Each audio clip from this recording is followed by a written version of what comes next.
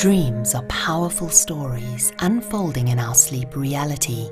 They have a long history both as a source of inspiration and as a subject of intrigue. They have been described psychologically as reflections from the unconscious, culturally as messages from the ancestors, and spiritually as messages from God or predictions of the future. Most intriguing of all is the belief that maintaining lucidity and awareness while dreaming provides us with a useful stepping stone on the path to spiritual enlightenment.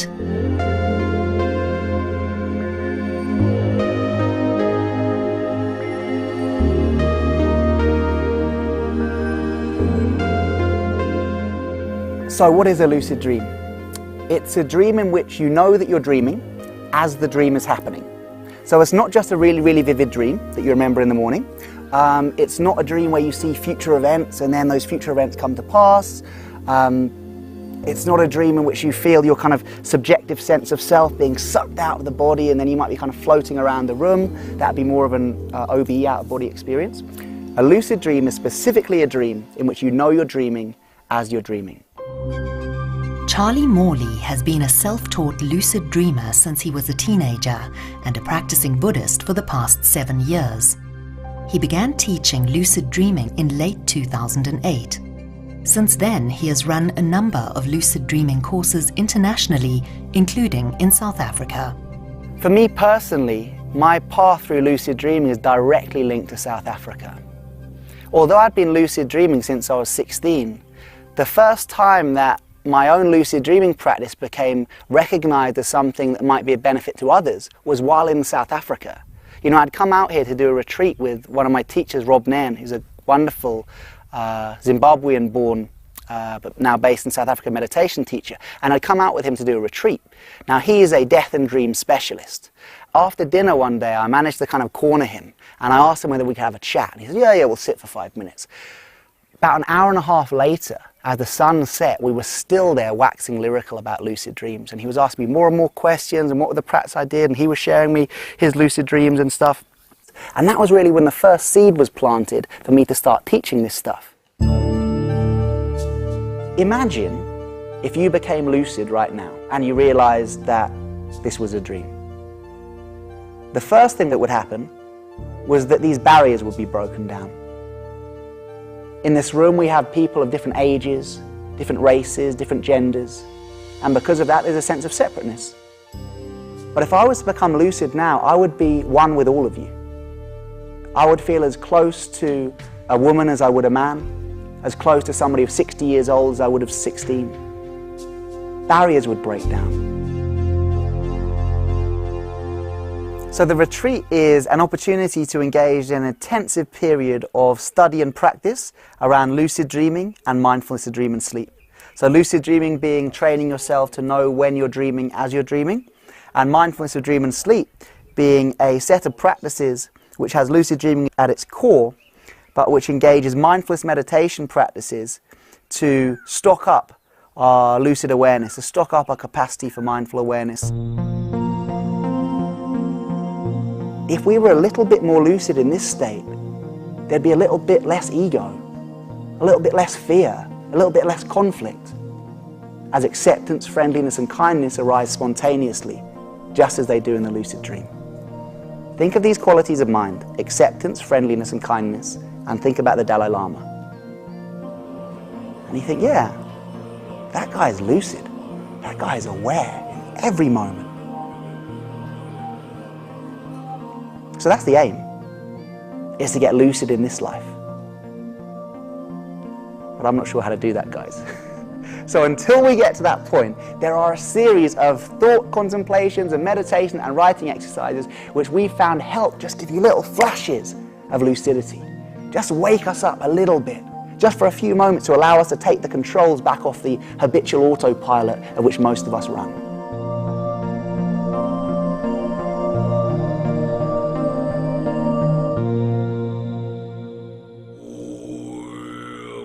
For over 1,000 years, Tibetan Buddhists have been practicing lucid dreaming or dream yoga as a means of approaching enlightenment.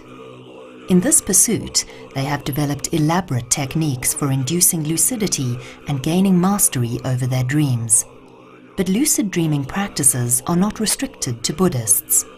Although dream yoga was most famously pioneered in Tibet by Tibetan Buddhists, you find lucid dream practices and dream work practices in pretty much every tradition.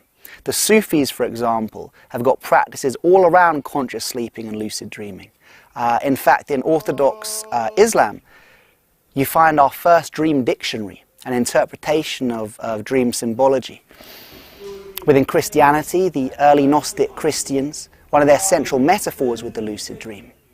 So it's not the lucid dream work is exclusive to Tibetan Buddhism, it's that Tibetan Buddhists really made it into a science. They really kind of nailed this practice as something that could lead to awakening in the waking state and also something that could be taught to others. Fundamentally, what the Buddha said is we are all already enlightened beings and we've bought into a deluded notion of something different, and that causes us to experience what we bought into. So if we stop just there, the Buddhist view is we are already in a dream. This that we call reality is already a dream, and the actual reality is our enlightened nature. So the Buddha, for example, is called the awakened one. He woke up to the illusion of this dream. If we train to be lucid in our dreams, spontaneously we challenge illusion because we see, what I thought was real is in fact an illusion of my own mind. And secondly, we challenge ignorance because we see, hang on, what I thought to be real is in fact not real. I now know more than I did. I am closer to experiencing the reality of the situation than I was before.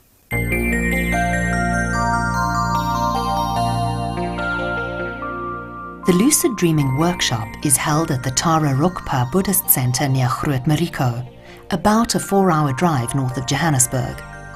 The center is situated in what was once a small farming community in a wooded valley with no television or cell phone reception. So doing the retreat here at the Tara Rokpa Center is pretty much the perfect place to do a lucid dreaming retreat, because we've got the capacity for people to be sleeping in their own rooms, and then we've got an area which is the sacred sleeping area where they can all sleep side by side.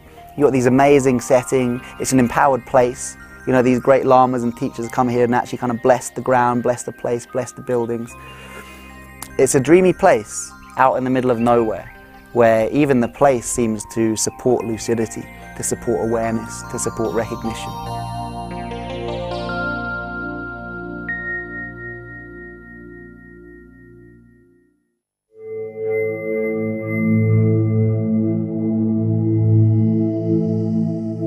I was initially drawn to lucid dreaming because of a lucid dream I had. I had read about lucid dreaming briefly, did a couple of the very basic practices of just stopping throughout the day, occasionally pausing and asking myself, am I asleep or dreaming?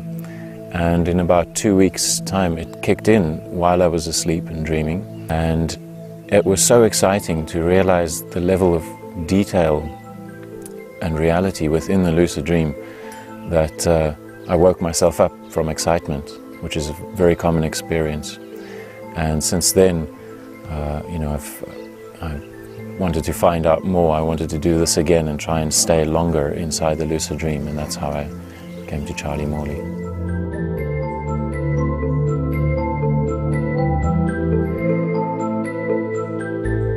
Charlie's retreat is held over a period of 4 days. Each day begins with mindfulness meditation, followed by lucid dreaming teachings. After enjoying a sumptuous and healthy vegetarian meal, the course participants settle down to a guided afternoon nap. So just close your eyes and use the breath to allow your awareness to sink into the body. Just be aware of when you're breathing in and when you're breathing out. If you can breathe a little bit deeper into the belly rather than into the chest, this will help ground you in the body.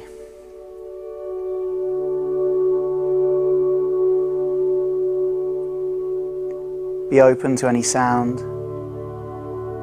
neither engaging nor rejecting it.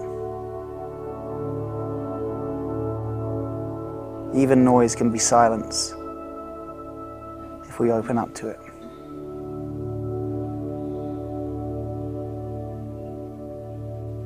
Be grateful that the sounds are keeping you in the upper echelons of sleep. Just maintain a light awareness of when you're breathing in and when you're breathing out.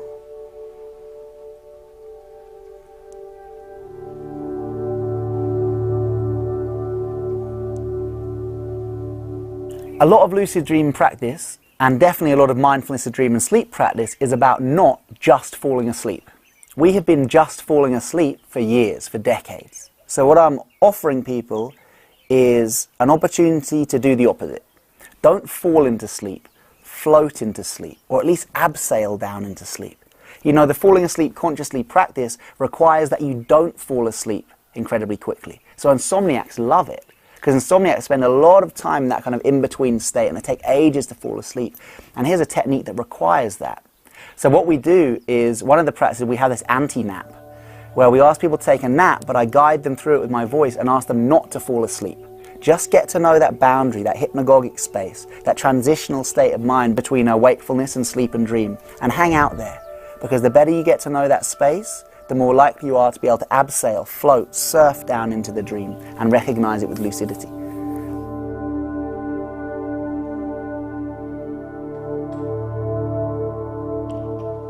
Be aware of the contact points between your body and the ground beneath you. Visualize the shape of your body. Now bring your awareness from the external body to the internal.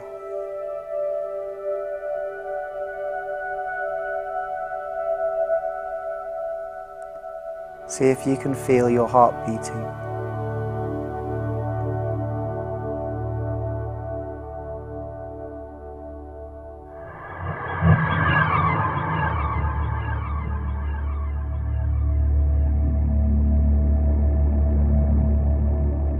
When we dream, we find ourselves in complete worlds, as richly detailed, moving, and impressive as the world of waking life. The ability to create these worlds is the natural endowment of the human mind. This freedom, hard to imagine in our highly constrained waking reality, is astonishing, exhilarating, and inspiring. The laws of physics and society are repealed. The limits are only those of the dreamer's imagination. Yet, as fascinating as this dream world may be, it is the use of dreams through lucidity that is truly important. Lucid dreaming is a form of mind training in which we train our minds to recognize the dream as we're in the dream. Like all forms of mind training, the point is to strengthen our capacity for mindful awareness, to be more aware, to be more awake, to be more present. Not only in our dreams, but in our waking states as well. I spoke to Lama Yeshe Rinpoche about this and asked him, you know, to really condense this, to really sum it up into one point. And he said, more awake, more aware. More aware, more kind. More kind, that's the point. And that is the point of all mind training, of all spiritual practice, is kindness. Every time you have a lucid dream, you are strengthening your capacity for mindful awareness, not only in the dream, but in the waking state. And that mindful awareness will lead us to be more kind to ourselves and others.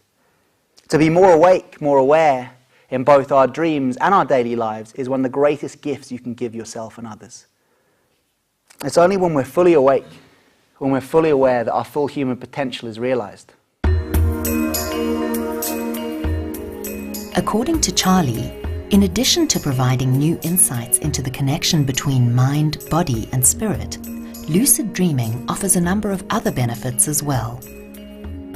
So the real point of lucid dreaming, some of the kind of key benefits are that once you've got this conscious access to the unconscious dream state, you can start to engage your innate capacity for healing. Really, anything that you can treat through hypnotherapy, you can treat through lucid dreaming. You know, say you've got a phobia of spiders. go into the lucid dream and you can call for spiders to come on you. And you'll have spiders all over you, all this kind of stuff. You'll feel the fright. Oh, I'm covered in spiders. But there'll be no real suffering of the fear. You can engage the phobia on your own terms. For example, let's say you want to train. Neural pathways are engaged in the lucid dream state in exactly the same way as they are in the waking state. This means that you can learn in the lucid dream.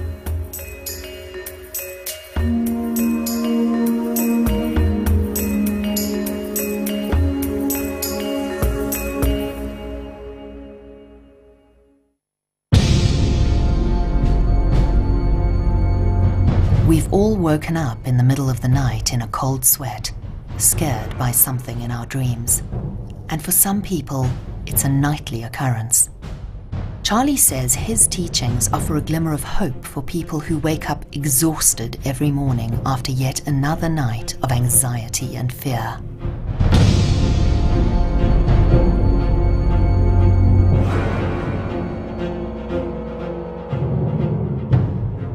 One of the most direct applications for lucid dream training is as a treatment for nightmares. Why? Because if we can become lucid in our nightmare and know that we're in a nightmare as we're in a nightmare, we zoom out, our perspective changes. It's as if we've gone from being in a horror movie to just watching a horror movie. Now, horror movies are still scary, they can still make us jump, but at least we know we're not in it. So this change of perspective can help us deal with the source of the fear, the source of the nightmare. You know, there's the funny story I always tell, so I'm going to tell it. This guy always had nightmares.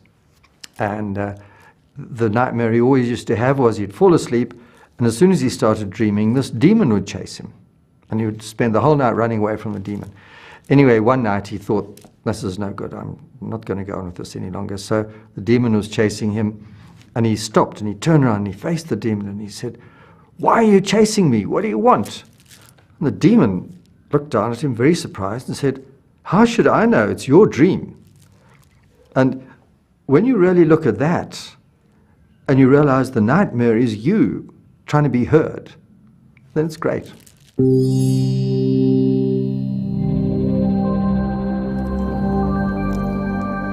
You know, when I first went on retreat with Rob Nairn, I remember at breakfast someone asked him how he slept, and he said, "Oh, I had a wonderful night, full of nightmares." And I remember thinking, this guy's crazy. But you know, a few years later, I realized what he meant. Well, nightmares, I find hugely valuable. You know, I was so disappointed when I stopped having nightmares because they are very powerful dreams and they're usually making very powerful psychological statements. And if you go into your lucid dream training, once you start having nightmares, you learn really to face your own psychological issues, particularly to face your fears. If you can engage your nightmares with full lucid awareness, then not only do they cease to be nightmares, but they turn out to be amazing possibilities of transformation and clear seeing. And the easiest way to look at the transformation of nightmares through lucid dreaming is through something that's called shadow integration. So the shadow is a term pioneered by Carl Jung, used to describe the parts of the unconscious mind which we have denied, disowned or rejected. The shadow is our dark side, but a side of which Jung himself commented that, in spite of its function as a reservoir for human darkness, or perhaps because of this, the shadow is the seat of all human creativity. So the shadow is not evil, the shadow is not bad, the shadow is just a part of ourselves which we're unwilling to face. When we get lucid in our nightmares and we go towards the source of our darkness, the source of our fear, some people are scared that this fear will end up consuming them. But actually that's not so. It's a bit like fire. If you let fire get out of control, it will consume you, it will burn you. But if you work with fire, it can be the source of warmth and the source of sustenance for ourselves. And it's just the same with the shadow integration, the integration of the dark side of ourselves which we have unconsciously rejected, denied or disowned. To come into a relationship with the shadow is one of the most important relationships of our lives. And far from consuming us, it actually helps keep this fire within us as a source of warmth rather than a source of destruction. Correctly explored, dreams can help to enlighten us about ourselves. Whichever way one looks at it, understanding dreaming is central to understanding consciousness. It's possible to postulate that dreams are the origin of metaphysics, in that they have exposed humanity to alternate worlds of existence and have opened up the possibility of a spiritual body existing apart from our physical body. Through this understanding, we become better prepared for the inevitable moment of death. If you've learnt to transition from waking into dream or waking into sleep consciously, your chances of being able to die consciously are enhanced, but more important, your chances of recognizing the experience that follow the death would be much greater. And that's very, very important from a Buddhist point of view. So how do you actually learn to lucid dream? During the 4-day workshop, Charlie teaches a series of techniques and habits that need to be practiced to increase the likelihood of having a lucid dream. One of these is learning how to recognize a dream sign. So dream signs are any aspect of your dream experience which can be used to reliably indicate that you are dreaming. So most dreams are full of them. There's nothing special about them, you know. Flying pigs, dream signs. Talking to your dead grandmother is a dream sign. Being in the house which you grew up in but in which you no longer live is a dream sign. Being naked in public is a dream sign. You know, any aspect that can indicate to you, this is a dream, that's a dream sign. And what we do is, well, first of all, you try and spot them as they happen in the dream, because then you could become lucid. But if not, you actually go through your dream diary, you go through the recalled dream and you spot your dream signs. You go, I could have got lucid if I'd have recognized that I was speaking to my dead grandmother. I could have got lucid when I recognized that a pig flew through the sky. So what we do is we create mindfulness triggers. So the next time those things happen, we will get lucid, because we set up a trigger to recognize. The next step is to develop the habit of doing reality checks. A reality check could be something as simple as switching a light on and off, reading text, or using digital or electronic devices. Charlie maintains that it's virtually impossible to do any of these things successfully in a lucid dream. Another reality check is trying to repeat the same action twice. The one that I like to do is to look at my hand. If I think I might be dreaming, I look at my hand, I look away and I look back again. And on a second look, the hand will change in some way 95% of the time. The reason for this is that dreaming is a right brain dominant activity, but the file for detailed pattern recognition is stored in the left brain hemisphere. So if I try and replicate a detailed pattern twice in quick succession, the dreaming mind struggles to do it. It doesn't quite have the computational power, leading to a close but incomplete rendering. So I'm in a non-lucid dream and I find myself in a forest. And I walk through this forest, still not lucid. I'm walking through this forest and I'm crunching the leaves under my feet, walking through the trees, and then the path opens up into a clearing. And I look around this clearing, still totally non-lucid, and then I see something. Complete dream sign. I see a fire extinguisher stuck up a tree. Bright red fire extinguisher there in front of me. And I'm like, no way. That doesn't happen in reality. How did the fire extinguisher get there? I must be dreaming. I do a reality check, look at my hand, look back again, comes back positive, and I know I'm dreaming. I'm now lucid. Perhaps one of the strangest techniques that Charlie teaches he calls, unsurprisingly, the weird technique. The weird technique is doing reality checks during the day. So as you go around your daily life, anytime something weird happens, anytime you experience deja vu or kind of glitch in the matrix, or someone says something at the same time as you, you think, that's weird. Am I dreaming? You ask the question and then you answer it with a reality check. Now, of course, I know that I'm not dreaming, but what I'm doing is I'm creating a habit of doing reality checks anytime I see something weird, so that when I go to sleep at night and something weird happens in the dream, I habitually do a reality check, but this time the hand changes and I get lucid.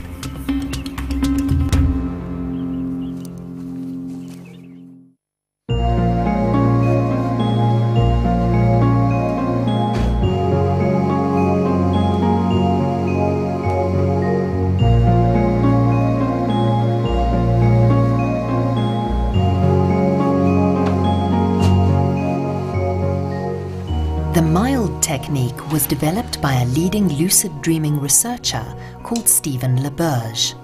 The mild technique, or mnemonic-initiated lucid dream, is a lucid dream induction technique that uses prospective memory, visualization, and autosuggestion, or self-hypnosis, combined together to allow you to become lucid within your dreams. The way it works is this. You wake up in the early hours of the morning after an extended period of sleep and dream, and you recall the dream you were just having.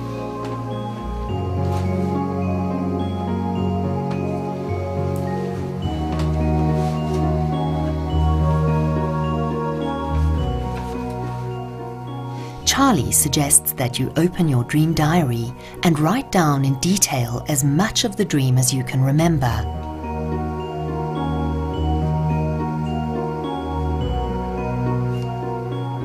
He says that you shouldn't analyze it or think about how crazy it may sound. Just write it down as it comes back to you.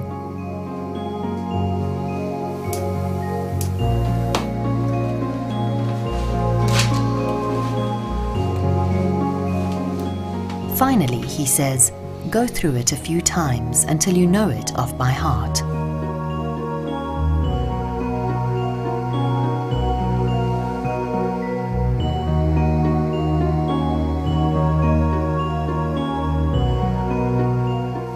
Once you've done that, put the dream diary away, turn off the light, get back into bed. Enter the hypnagogic state. Once you're in the hypnagogic state, you set your intent, which in this case is strong motivational intent around, next time I'm dreaming, I remember to recognize that I'm dreaming. Next time I'm dreaming, I remember to recognize I'm dreaming. Once you've set that intent very strongly, you now visualize yourself back in the dream that you were just having. So you visualize yourself back in that dream as much as you can. But this time, you imagine yourself becoming lucid within that visualization. You have the aha moment of, oh, I'm lucid, within a hypnotic-induced visualization of the dream you were just in. That's the real crux of the technique. I will remember my dreams. I will remember my dreams.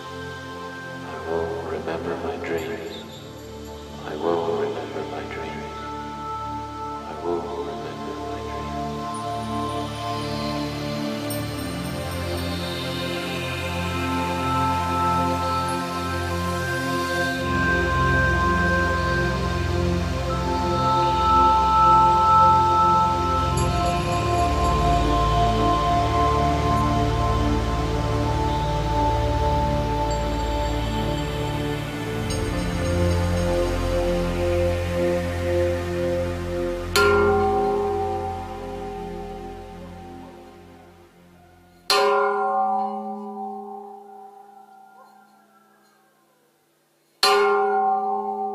On the lucid dreaming retreats, we actually break up the sleep cycle into sections, giving us more chances to engage the lucid dream practices.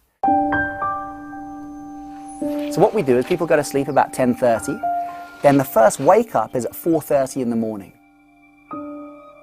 Over the next 10 minutes, course participants come stumbling in.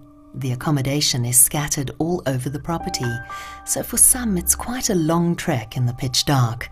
And bear in mind, this course took place in the middle of winter, so for those who found it difficult to climb out of a warm bed, it was no easy task. Still, they were here for a purpose, and most of them managed to drag themselves into the meditation hall.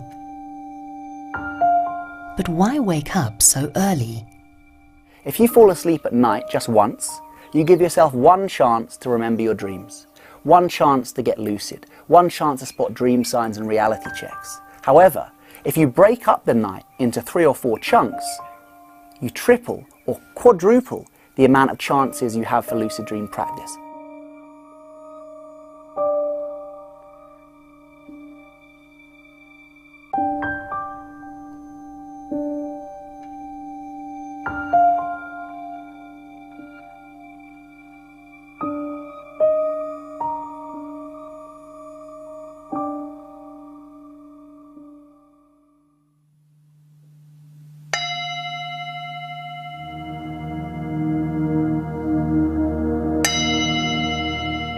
At 6 a.m., while it's still pitch dark outside, the wake-up gong is rung. and participants sleepily roll over and record their dreams in a dream diary. Keeping a dream diary is really fundamental to lucid dreaming. I mean, you can have lucid dreams without keeping a dream diary, without regularly recalling your dreams, but it's much more unlikely. And even if you were having lucid dreams, you probably wouldn't remember them because you aren't keeping a dream diary. So one of the fundaments of lucid dream practice is every morning or in the middle of the night, whenever you wake up, write down your dreams, get to know your dreams. Now, this isn't because we want to interpret the content of the dreams, although that can be very interesting. For lucid dreaming practice, the reason we write down our dreams is because we want to get to know the territory of our dreaming mind. What's going on there? What sort of dream signs can we spot? What opportunities for reality checks are there? Get to know your dreaming mind, because the better you get to know it, the more likely you are to recognize it when you're in it, and thus become lucid.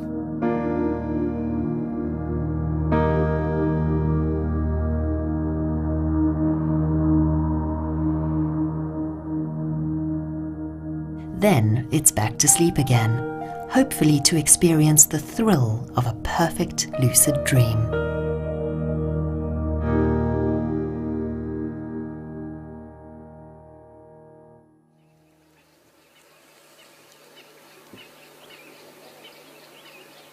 The new day begins gently at the Tara Rokpa Center, the silence broken only by the sounds of nature. The course participants awaken slowly and are given time to reflect on their dreams before they fade away. For some, the recollection is vivid and unmistakable. For others, the dreams are vague and distant, and they seem unsure whether the dreams were lucid or not. But Charlie says it's not quite that simple, as there are spectrums of lucidity, and he has developed innovative ways of illustrating the various stages of the lucid dream. What we're going to do is to demonstrate how the lucid dream state works by using this wall as the lucid dream. So I'm fully awake over here, and I'm getting drowsy. Where am I now? Hypnagogic, so it's all getting very drowsy. The hypnagogic imagery is here. I'm swaying, I'm watching the imagery. I'm approaching something. What am I approaching? The drop. And this is cool because we've got a little drop here as well. So I'm just in the dream. I'm starting to recognize. I might be spotting a dream sign, doing a reality check. Here's my dream sign. There's a little dog who sounds like a pig. So I think reality check. I do it. The hands change. Bam, I'm in the lucid dream. So in this state, why might I fall into non-lucid dream when I'm in the first stage of lucidity? So it would be something kind of attractive in the dream, something I would hyper-associate with. So I see Angus, and I think, oh, well, Angus, I'd love to dream about Angus. And suddenly I'm in a non-lucid dream about Angus. So this is one option. Or I could be here, and what's my other option?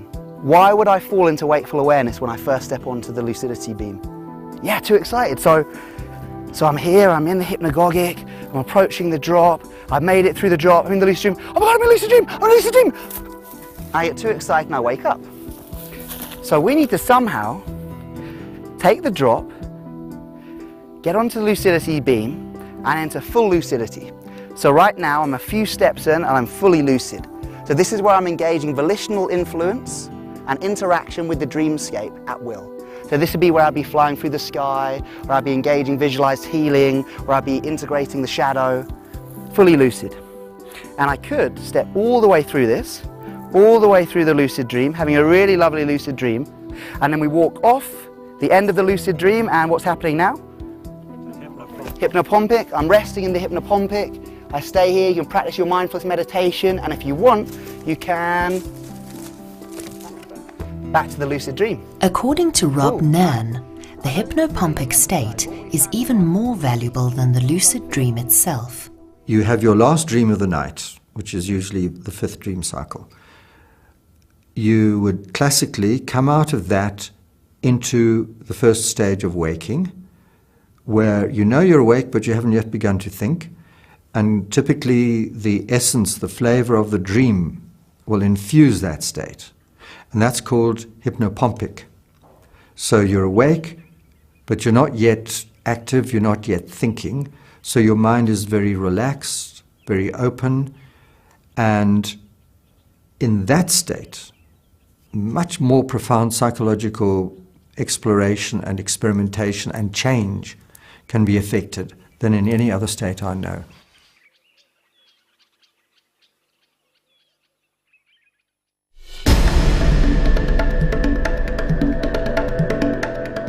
Human existence is a fascinating dance between waking, sleeping, and dreaming.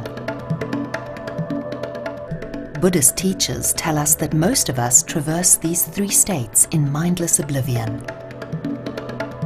The ultimate purpose of life, they say, is to transform this dance into one of awareness and focused clarity.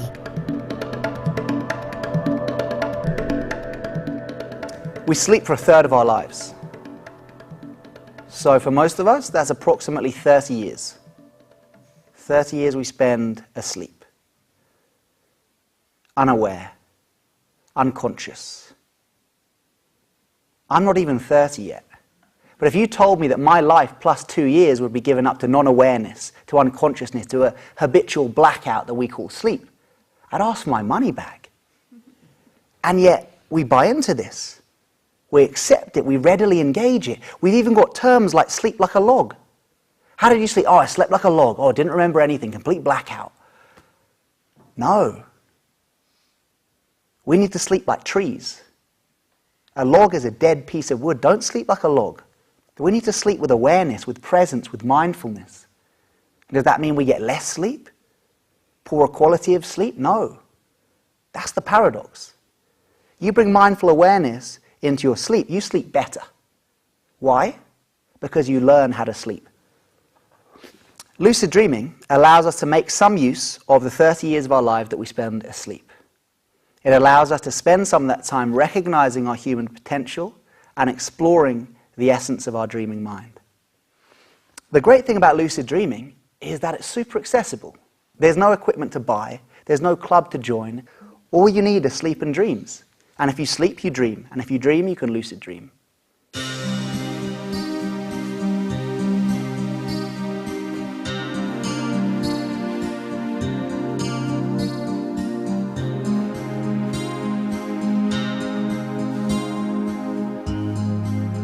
For lucid dreaming to become a real part of your life, you need to create some new habits in the way you sleep, the way you dream, and the way you approach the nighttime. One of the easiest ways you can do this is to look at the state of your bed. For a lot of people, our beds become our office space. You know, for 2 hours before sleep, we end up there, we're on our emails, we're watching TV, we're arguing in bed, all this kind of stuff. The bed should be like our meditation cushion. The only time you sit on the meditation cushion by your shrine or whatever, or if you're doing yoga on a yoga mat, is when you're engaging in spiritual practice. And that's the same for our beds. Create a shrine around your bed, create a ritual around going to sleep. That's a really good tip.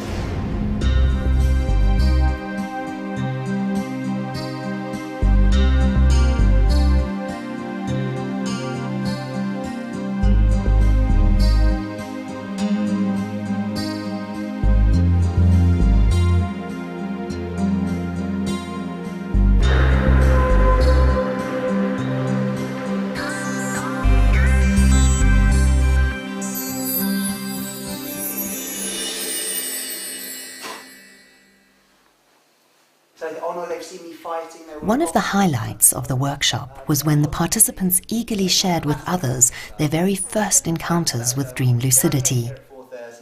So our second dream circle. So I'll feed around the left as always and take a few minutes to let us know how your night was.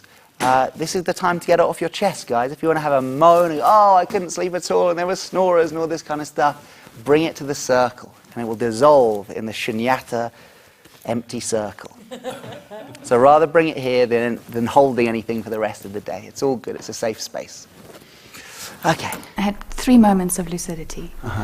So the first one, I was in the situation where my life was threatened, and there was suddenly a mirror in front of me. Yeah. And I said to myself, I must be dreaming. And then I shouted out to the mirror. I stuck my hands out and I said, I'm lucid in my dream. Yes. And and then the guy with the knife faded away.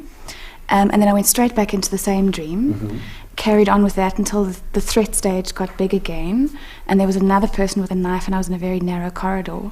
And I said to myself again, I'm lucid in my dream. and then I moved the person to the side and went through a door and carried on with the dream. And then the third time, it was still in the same dream, a wall popped up in front of me and it had all these crystals, and I said to myself, I'm dreaming, I need to take a crystal and put it in a teapot. As you do. As you do. So that might have been a sign. But then, so then there was nothing else after that. Okay, so great stuff. The lucidity flashes you were having were great. They were stable. You became fully lucid and you engaged the dream with volitional influence.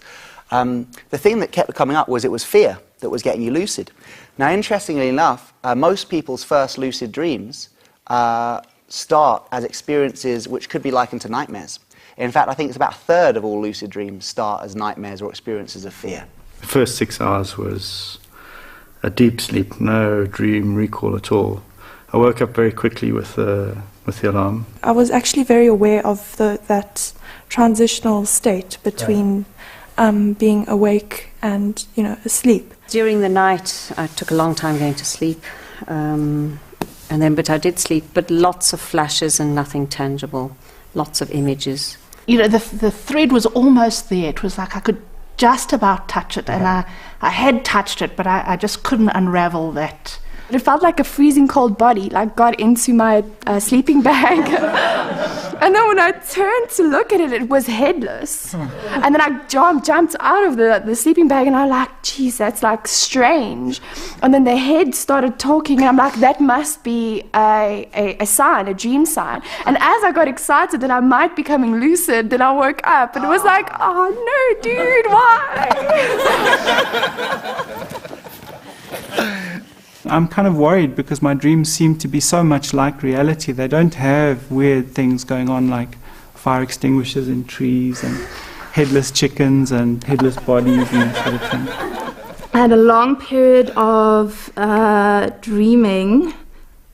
Then for some reason I looked at my hand and I was like, am I dreaming? And I saw this big balloon hand. I was like, yeah, okay, I'm lucid. And I thought to myself, okay, I want to fly somewhere. And suddenly everything started to manifest into that crisp detail. Yeah. And the most amazing sense of, once I got here, I was like, wow. I felt as if I'd been meditating very deeply for a long time.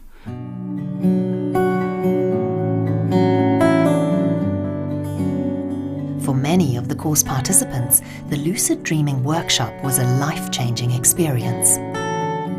When you realize in your dream that you're dreaming, you suddenly look around and think, all these people, this whole landscape is actually a fabrication of my mind. And that's a very powerful experience of kind of seeing through the illusion. Part of my practice is mindfulness. And so to take that mindfulness through into the dream state is amazing. When I realized I was lucid and did the reality check with my hand, I got so excited that I just decided to fly. And I flew over the house and landed in the front garden, and it was exciting, it was inspiring. But what I'd like to practice now is using it for spiritual practice. You're constantly checking in with yourself whether you're dreaming. And a lot of the time you are actually dreaming when you're awake. Dreaming and the dreamscape and sleep time is an important amount of time to be able to engage in spiritual practice as the more traditional waking time. Just trying to become aware of one's dreams and making friends with them and understanding part of Charlie's teachings has really enabled me to take those teachings into my daily life as well. I think it also helps you to see the connections between you and other people, and ultimately, although I haven't reached this stage, to see that in fact we are all one. Just to really experience it firsthand has opened up a vast, I suppose, really centered realization of the possibilities that come from lucid dreaming. Spiritual practice doesn't stop. You can think that you've reached a pinnacle in your own life or your practice, or you think you know it all. There's always somewhere deeper to go, and there's always something more to learn.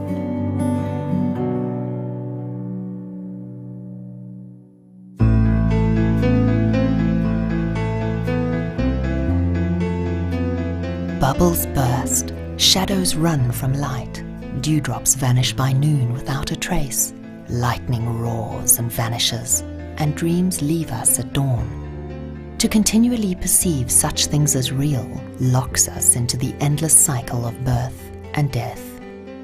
With these words, the Buddha told his disciples to regard all phenomena as dreams. The more we recognize the falsehood of these projections, then the more readily we will recognize the dream state for what it is and live more lucidly. The dream and waking up from the dream is a central metaphor of Buddhism. You know, not all schools of Buddhism practice dream yoga, lucid dreaming, but every school of Buddhism engages this metaphor of waking up from the dream. You know, when Buddha had his experience of enlightenment, his realization, it said that he came down to the marketplace and a man saw him, and, you know, Buddha, he'd just become enlightened, so the guy's probably radiating light and, you know, super buzzing energy. So this guy goes, wow, are you an angel? Buddha goes, no, I'm not an angel. He says, well, are you a god? He says, no, I'm not a god. He says, are you a man? Buddha said, no. And the guy's like, well, who are you? And Buddha says, I'm awake. That's the difference. Buddha, one who's awake. He who has wakefulness, the awakened one. That's the only difference. Buddha has woken up. Someone who's realized, someone who's enlightened has woken up from what? From the dream of this, from the dream of separateness, from the dream of self and other. So once they've woken up in this dream, what do they experience? Non-separateness and a complete experience of love and connectivity with everything, every person, every notion of life.